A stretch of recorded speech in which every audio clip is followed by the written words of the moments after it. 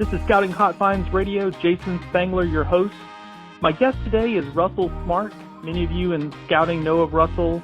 Certainly if you've been going to national jamborees or even the World Jamboree recently, you would have run across him and his staff doing great things. But some of you probably don't know Russell is also an incredible collector. He has a very, very advanced collection, and we have a neat topic to talk about today. Russell, thank you for coming on my show. I'm delighted to be here. Good. Hope you're doing well, Jason. Just as a setup, Russell has been collecting for probably 2 decades, 3 decades now, and is kind of coming to the point where he's starting to divest some of those collections. And he's got a collection for sale right now that ends in about a week. And I wanted to use this opportunity to kind of talk to him about how we put that collection together and also kind of give us a little bit of history of collecting Order of the Arrow. So, Russell, if we can start, my first question, I guess, would be if you could take us back to the period after the war, going into the 1950s as far as memorabilia issued by OA lodges, what did it look like and how was that very different from what people see today? Well, that's a great question because that really is how I got into collecting in general was history.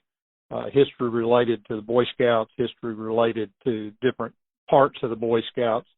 In fact, what really kicked off my collecting was when my son and I came back into scouting. I was a Cub Scout, but not a Boy Scout. My son was not a Cub Scout, but he got invited to join Boy Scouting. And when we went to buy his uniform and his handbook, I took it home and I was reading his handbook and got intrigued by what would my handbook have been if I had been a Boy Scout. And that really was what kicked off my interest in collecting, was trying to find a handbook from the era that when I would have been a Boy Scout, which would have been the 60s, late 50s and 60s, and that it kind of went from there. But if you look at how the Order of the Era history played into it, and then how that intrigued me. So if you go back to that time, the 50s, like you said, Jason, there was a variety. The earliest histories of the various lodges of the Order of the Era were about totems, and most every lodge we know today, of course, has a totem of some kind or another. Sometimes it's a critter, sometimes it's related to Native American culture. It's all over the board.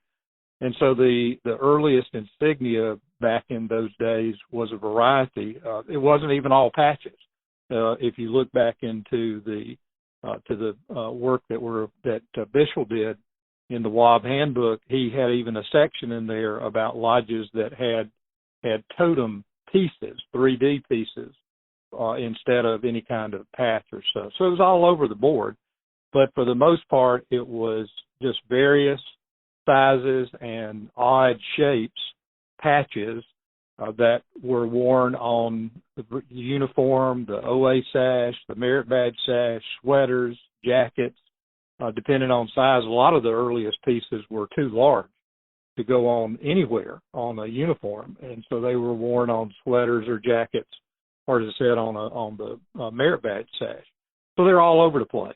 And then when the thing that really prompted the shift in insignia was the publication of the original Order of the Era handbook in 1948, when the OA became an official part of the Boy Scouts of America National Council. And in that OA handbook, Rucker Newberry had pictures of some of the various insignia totems that were being used by lodges around the country. And so other lodges, for many of them, that may have been the first opportunity they had to see what their brothers in other lodges around the Boy Scouts were using. And of course, like being a handbook, it was widely distributed, and so a lot of people saw it. So that was really when the first, I would say, widespread knowledge of what lodges were wearing, what kind of insignia they were creating, when that came into play. Yeah, it's interesting. Order of the Arrow lodges, many of them sprang from pre-existing camp honor societies. And Correct. so Yep. Probably their early insignia really pulled from that tradition where it looked probably more like a camp patch or something like that than or, like you're saying, regalia more than what we now think of as sort of the flat being the prototype of a OA patch. Oh, absolutely. That's very true. So if you look at in that 1948 OA handbook, and you see the variety that's pictured in there, it shows the diversity and the big omission. And this is something that Bill Topkis and Jeff Morley have done a lot of research on, and so that's where I learned it was from reading their research. Was that the omission in the 48 OA handbook was the insignia was shown, but there was no mention about where to wear it.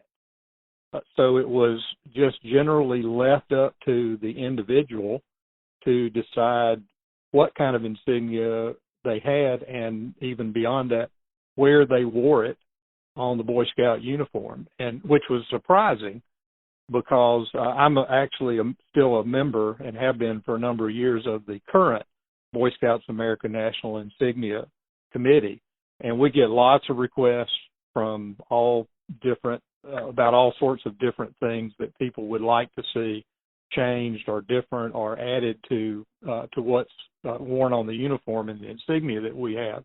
So it's surprising that omission kind of slipped through, and nobody thought about, well, we've got the insignia, but where do we wear it? Where do we put it? And so even some of the early pictures that are printed in some of the OA reference material show OA insignia just about everywhere you can imagine that it would be. That omission was noticed, though, and then the suggestion was, well, the appropriate place to put OA insignia was on the right pocket. But that was the same place that was specified for any other kind of, quote, temporary patch, like a camp patch for that particular year, or an event patch of some variety for a camporee or whatever may have been attended. And so the right pocket itself, not the flat, but the right pocket itself was the original specification for OA insignia, but a lot of it wouldn't fit there. And so that's then when we began to evolve to more of what we know today. So, during these years, you've got so many lodges, and they're issuing such a wide variety of insignia. What kind of a challenge would that present to collectors? And we'll talk about Dwight Bischel next, but just kind of set the stage there for us because, to get ahead of the story, eventually you're going to go after some of these early issues. Yeah, it would really be interesting, and I don't have personal knowledge because I wasn't around, and there are not too many people, I guess, sadly, that left that were around during that era and actively engaged in both their lodge activities and collecting or trading. But we know that Scouts have always traded. You go back to the very earliest World Jamboree, 1920, and then the next one in 24. And you can, if you find a collection of an individual who attended any of those events, invariably they will have items that they traded with other Scouts from around the world. And then even in the earliest national jamborees in 37, and then, of course, the war skipped and you get to 50. But even at the 37 jamboree, councils were bringing things to trade. Interestingly, for the most part, they were not patches. They were other bits and pieces of things that represented their geography, their area where they came from. So there was really more focus on that I'm from a coastal town, that I'm from somewhere out in the West, than there was I'm from such and such a council. And so to bring the story forward, we know that in 1952, a gentleman named Dwight Bischel publishes a book called The Wabaningo, and that was just a real seminal moment in the history of collecting Order of the Air patches. Can you kind of share that story? Because I'm sure that many listeners have never really heard of Dwight Bischel, or maybe not even in the Wabaningo book. Well, I've never got the opportunity to meet Mr. Bischel, and that would have been a treat. And I regret, and of course, he's passed away now. But he was brilliant, and from a variety of different perspectives. One, that I don't know that anyone before him had ever even considered taking on a project in the collecting community or in the scouting community as massive as that task must have been. And we can, in today's communication environment where you and I can text, we can email, we can message, we can do all sorts of things instantaneously with people around the world.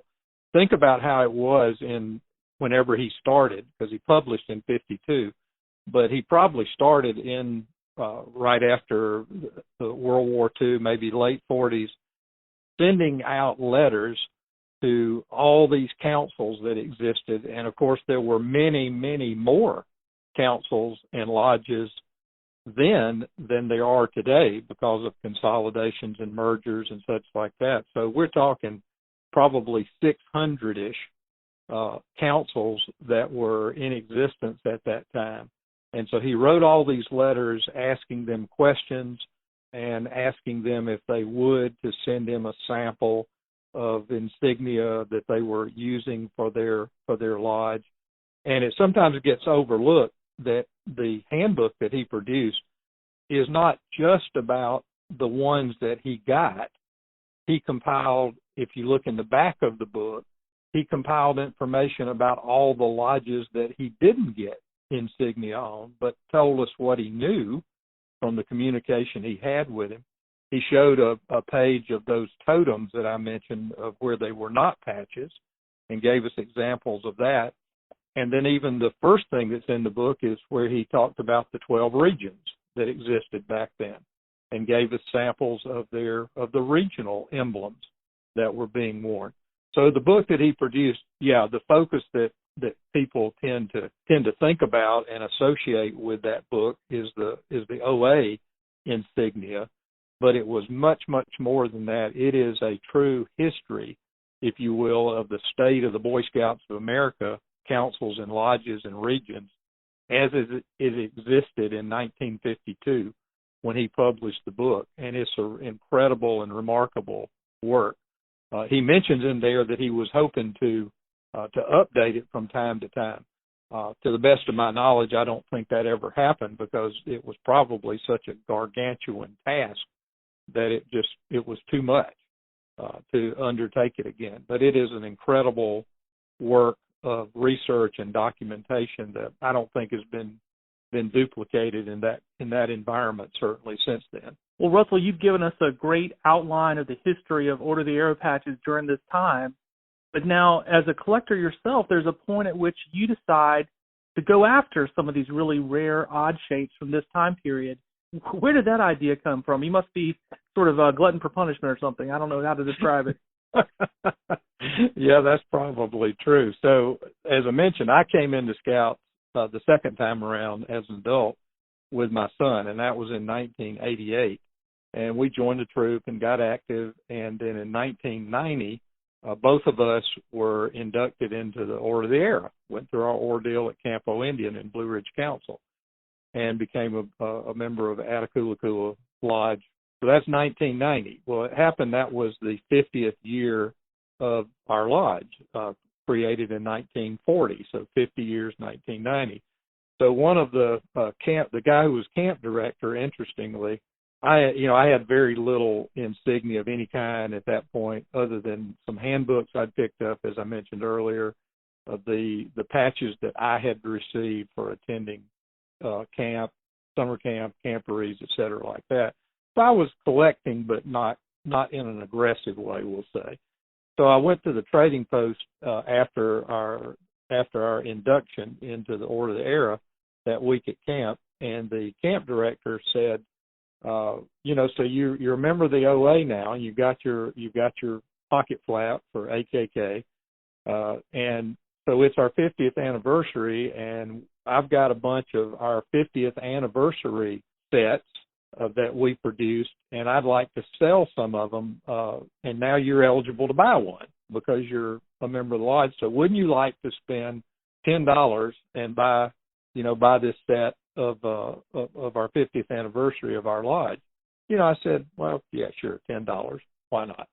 So I guess you would call that the beginning of my Order of the Arrow collection, because I had now my own flap, and now I had the 50th anniversary flap for our lodge. And being history guy that I am, and learning that it was our 50th anniversary, then I started researching the history of our lodge, and got interested and started trying to find some of the pieces from our own lodge that had been issued prior, which is, goes back to the famous Black Triangle.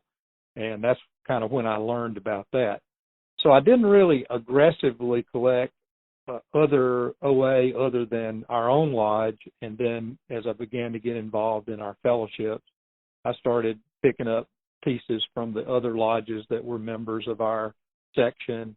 And of course, those were, interesting, and the then Dixie Fellowship, all of that. And so that was pretty much the extent of my OA collecting. And some of those were not flats. They were odd shapes.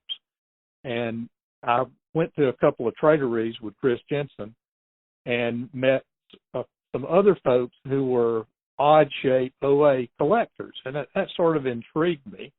But again, I was really focused more on other areas of collecting history stuff of the Boy Scouts and jamborees and things like that.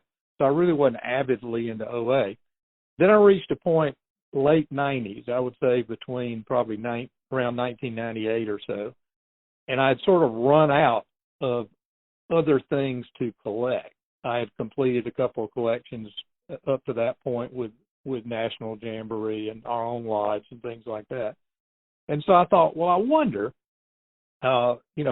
what might be interesting to collect in Order of the Era. And so I was over visiting Chris Jensen, and he had a copy. So let me show you this. And so he pulled out the WAB handbook, Dwight Vishel's book, and said, hey, look at this. And so I just sat there and started looking through, and, like many, many, many before and since, got intrigued at some of these pieces. And so I started asking Chris, well, how hard would it be to collect some of these? And he said, well, some of them are pretty easy, no problem. And then there's others that are just impossible. And anytime somebody says, well, it's impossible, then I get interested. And so I thought, I wonder, how difficult really it would be to get a collection of some of these incredible historical pieces from these lodges. So I said that was around the late 90s. And I did a little research, and then a question sort of came to my mind. I wonder how many of these historical lodges still exist today. In other words, if you go back and you look at a state, pick a state, South Carolina, North Carolina, Tennessee, Texas, wherever, California, what was the first OA lodge in that state, and does it still exist, or has it been merged or gone out of existence in the period since it was formed? And so it took me a pretty good while to do all of that research using the Blue Book and other resources that great collectors before me had done. And I found out that as of in the year 2000, of the 50 states of the United States, it was exactly split. And by that I mean that there were 25 states where the original earliest lodge that had been formed still was operating. And this is as of the year 2000. So 25 of the states still had the original lodge, for example, like Unami, Lodge 1, Pennsylvania. It was the first one, and it was still operating. The other 25 states, the original lodge, the oldest lodge, had gone out of existence, been merged or changed, or something had happened. So that it was exactly a 50-50. And so I said, okay, so here's where I'll start. I will see if I can get the earliest, or as early as I can get, odd-shaped OA piece from those lodges, those 75 lodges. The 50 that were the original lodges, and then the 25 that were now the oldest lodge still in existence from that state. So that was 75. And frankly, in the beginning, that was all I was going to do, was see if I could get those 75 lodges an odd-shaped patch to represent that earliest and oldest collection. And you know what happened. As in looking for those pieces, I found other pieces that I thought were just really cool. And even though they didn't fit that one of those 75 lodges, they were just too cool not to collect. And so then from there, it became trying to find an odd shape from every lodge that had ever existed. And so that's where it really took off. What a story, huh? Well, I tell you what I really connect with is that you made the decision as a collector to come up with your own terms of what you would collect, your own rules, if you will. So, if I was listening to this, I would assume, oh, well, he's just going to go try to put together the Wob collection and get the exact patches that Dwight Bischel photographed for his book. But you came up with your own original idea, and that's what you went after, and that's kind of what I have done in my own collecting. Right, and it's fun, and again, the great thing about doing it by your own rules is you can always break your own rules, right? Exactly. So when I found something that I thought was interesting, even though it didn't fit, I expanded my rules, and so now it did fit.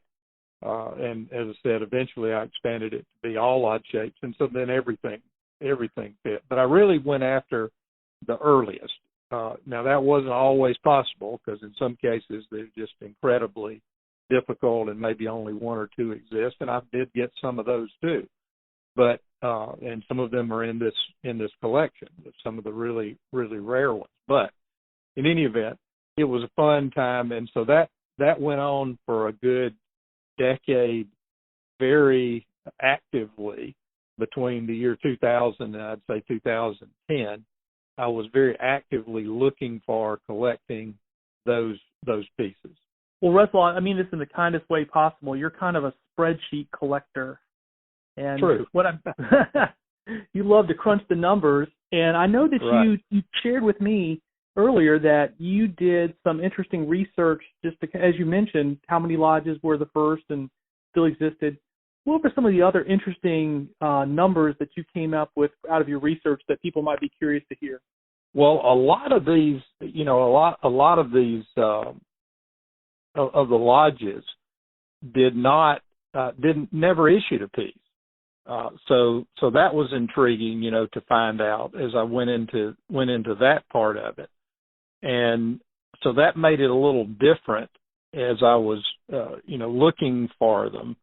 To find something representative of those lodges, and thankfully, many others before me, great avid collectors, had documented their research, and been able to demonstrate things that we didn't know, and going back and talking with some of those folks from the original days, so that was great.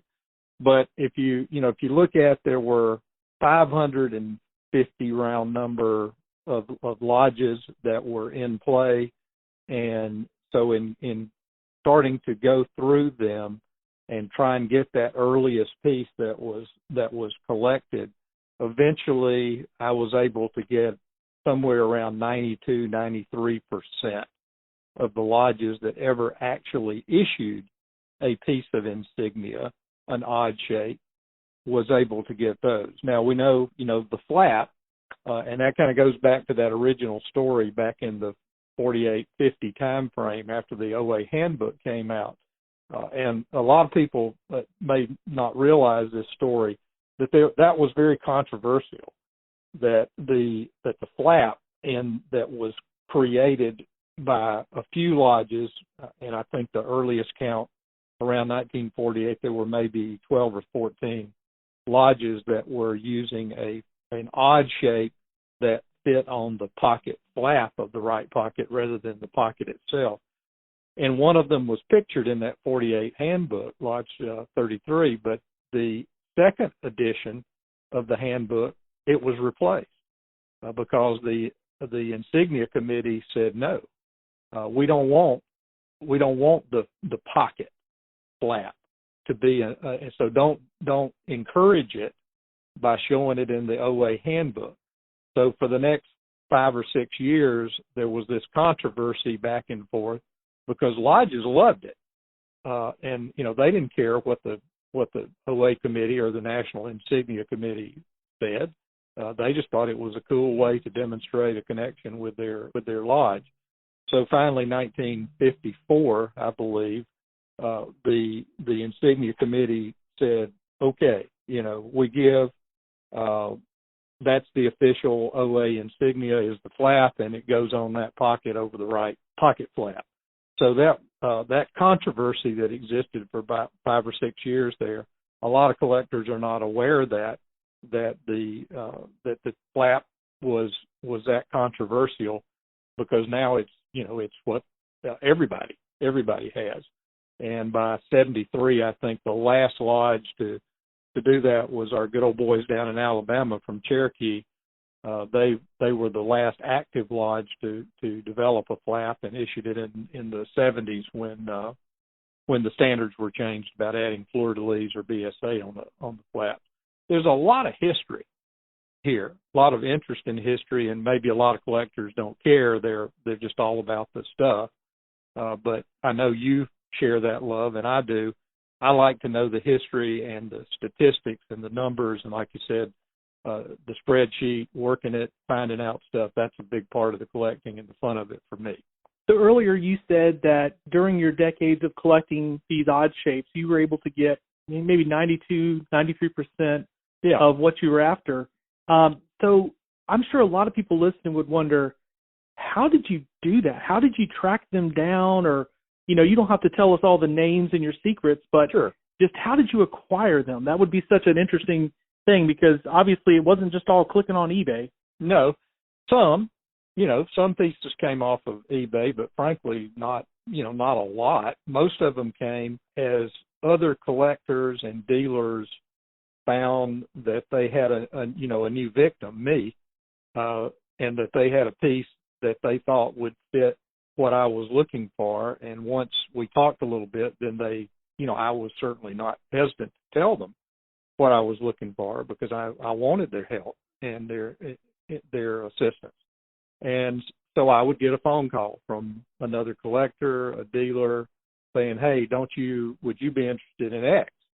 And I've always tried to pay a fair price and not quibble too much about a piece that I need in my collection. If I could afford it, I bought it. And so I got a lot of phone calls and going to traderies, had a lot of conversations. And so probably not as many, I probably got pieces from 100 different sources through the years, but the preponderance of them probably came from a fairly small group of dealers and other collectors who knew what I was looking for, and who were, when they saw something that they thought would work for me, were kind enough to let me know about it, or to offer it to me, at a fair price. And so that's how I put it together. And you were one of those, of course, too. So, well, not for very many, but I'm glad I'm part of the story. Oh, yeah, you are. Well, another way that you and I have a connection here is that I am passionate about the idea of displaying scouting memorabilia and not just keeping it in a notebook in a basement or on a shelf at your house. And I know that this amazing collection you put together has been displayed, parts of it, at many national events. Can you kind of share that with the listeners? Yeah, so particularly mostly at NOAC and at our local section fellowships, that's the primary place. And then, of course, our local activities and fellowships here in the lodge. I've displayed my Atakula collection and the section collection, and then some others as well. But for the big audiences have been at NOAC. Some years ago when we started doing the 08 National Committee, having a museum as part of the programming elements at those events. Originally, it was a bunch of rooms with a bunch of tables and everything kind of laid out there on the tables, and it was I won't say hodgepodge, but it was, okay, we got this space and we got this many tables, and the guys who were putting it together would call those of us who were willing to do it and who had the stuff to say, well, what would you like to put here? And so I'd like to put my display of senior scouting stuff. Oh, that'd be great. People enjoy seeing that. So it was a sort of eclectic mix. Then once I got this odd shape collection in a fairly massive fashion, then that became very interesting. And so at a couple of NOACs, we set those up. Probably the most unusual one, there was one where it's all just, the frames laid out on flat table. But I remember one, and I think it was Indiana, although it might have been Iowa, we did the display next to the cafeteria. And I remember I had all of the frames like lined up on what was where the trays would go back into the washroom. So that was kind of an interesting setting for it. But we used whatever space was allocated to us. But then Bill and Jeff and those guys took over design and decided to go vertical. And that was a massive shift in the quality of the NOAC museum. Plus, the great thing that I admire so much in Bill Topkis and that we share is that it's not about the stuff; it's about the story. And so Bill shifted the focus of what became the Geo, shifted the focus away from just a bunch of random patches, a lot of which had no story, no explanation. They were nice and people enjoyed looking at them, and there were some people there that could tell the history, but they shifted it so that it was about the story, and the stuff told the story. And that was massive difference. And that to me, as a historian of scouting history, that made all the difference in the world. And so I was thankful. Bill asked me to continue, but instead of just bringing all 500 plus pieces, Bill said, why don't you do two large frames and it's not have to be the ones that are the most valuable, but just pick out the ones that you think are the most interesting and have interesting stories that go with them. And then we can use that to tell the story of the odd shape. So much better than just throwing the stuff up there, to actually tell that story. And then he allowed me to work into it the earliest, oldest aspect of it as well. So we were able to shift from just stuff to the story, and stuff tells the story. Well, Russell, I almost hate to pivot away from all this history and stuff that I find so interesting, but, the main reason we're recording this is because after some time, you've now decided it's time to sell this collection and let other collectors kind of get a shot at these patches. And so I did want to kind of wrap up our interview today by just asking you, what's the process for selling your collection? You've kind of taken a very unique way of doing that, which is very much Russell. That's the way you built the collection. So tell us about that. So 30 years, as I said, I've been in Scouts now, 30 plus, 33 this year as an adult, and then some years as a Cub Scout as a youth. And I'm not giving up collecting. As somebody said, "Oh man, it's so sad you're giving up." Well, I'm not giving up collecting. I'm still interested in collecting, but I've worked on the National Museum Committee for some years. We've done some great exhibits at the 2013 National Jamboree, 2017. You got to see the amazing exhibit that we put together for 2019 World Jamboree, of that story, of the World Jamboree story and the pieces that went with that. And I've got a ongoing exhibit that's there at the summit in the Scott Visitor Center and out at the Ruby Welcome Center. But all that, I still am engaged in collecting and displaying and exhibiting. But, it's time, right? So I don't want I want to have we'll call it phase 3 of the fun. And phase 3 of the fun is getting to have a part in seeing where my collection goes next from me. It would be tempting to say, okay, does somebody just want the whole thing? And that's probably not feasible in the aspect of all that's in it and the economic investment that would be. But there are a lot of people out there that share the same passion and interest that I have for pieces and parts of this collection that I put together. And so I decided to go at it that way. starting with the very, the very best stuff. Might have been tempting to start with the least valuable, but again, as you said, it's just me. I decided to start at the top. So I put out there, and I think you've got the link that you can share with folks, a picture book, which is out there on the internet in a flip book. So it's like you're looking at a book, but it's a digital or virtual book rather than an actual physical hold it in your hand book. But it's a flip book set up so that you can flip through and look at these pieces. I've tried to price them reasonably, pretty much based on what I paid for them in, most cases, and I have great records of what I paid for all of the pieces in this collection, differently than some of my other collections, by the way, where I have no clue. But these I did keep good spreadsheet records of what I paid for them along the way as I put the collection together. So they're out there for sale. I'm taking bids.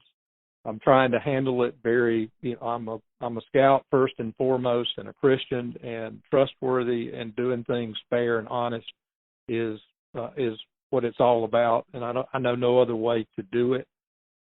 So I'm taking bids through this week, and then kind of see where we are. If I get several people have given me bids and say, well, this is the bid I'd like to pay, but I'm willing to pay up to X. And I have assured them that I'm not going to expect them to pay their maximum bid if that's not necessary. If their minimum bid is the only bid, then they're going to get it at that price. So again, I'm going to do this fairly and transparently, and not not in a way that would cause anybody to feel like they've taken advantage of. And I would hope that my reputation and longevity in scouting would prove that, that's who I am and the way I'm going to handle it, and that's the only way I know to do it. So we'll see what happens. I've gotten a fair number of bids. Expect to get many more this week before the 31st, which is my deadline. And then I'll take the time to kind of sort through it all. And I've kind of avoided that. As the bids have come in, I've just sort of set them aside. And then once the end comes, and I'll accumulate it, assemble it, and see what the results are. Pieces that don't sell, I'm going to make them available again, and I'll lower the price if that's necessary to move them, because I do want them to all go somewhere. So I've made the mental shift, if you will, that I'm selling. I'm not. I'm not going to hold on to them forever. I'm going to let them go, and I hope they'll go to people that will appreciate them and enjoy them as much as I have. So I hope that explains that part of it. Yes, definitely. And you mentioned that I had a link, so let me just share that with everyone. I made a little Bitly link, which is a little URL shortener. So if you want to go to Russell's Flipbook, you can get there through this link, bit.ly/Legacy OA Collection. And that will take you to the flip book, which is just a beautiful, beautiful way to display it. You can click through here. Russell has a listing text with the title and the price, but he also has a page dedicated to each of the items. I'm actually clicking through it right now as I'm speaking, with great pictures and his minimum bid listed. So this flip book itself is kind of a little piece of history here, because again, if we're talking about the 100 best of the best, this is pretty top end as far as OA goes. And so it's just a beautiful thing to look to. So I would encourage everyone listening, even if you just want to do like what I would call window shopping, maybe you don't have the money to invest in something. This is, OA history from the very early part of memorabilia and insignia. So definitely go check this out and just click through it and enjoy looking at these old items that many of us will never see in person. Jason, I appreciate your publicizing it, but I also appreciate the opportunity to talk to history, because it's given me, kind of mentally the opportunity to maybe in a way sort of put closure on this journey of 25, 30 years in this aspect of my collecting.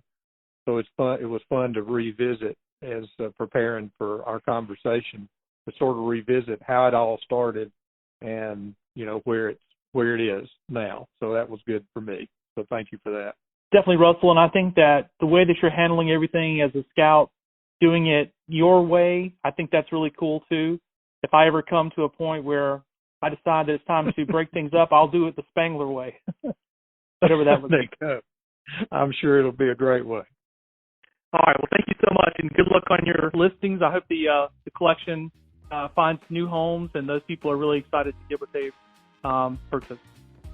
And I'm happy, my email address is in the book, and I'm certainly happy to answer questions. I've gotten a number of questions. I've tried to respond, as quickly as I can, usually within a few hours, certainly within 24 hours. I've responded to everybody's questions about some of the provenance and where a piece came from. And so I'm happy to answer those if anybody has a question that's interested in putting a bid in, or even if they're not, for that matter. So thank you again. All right. Thanks, Russell.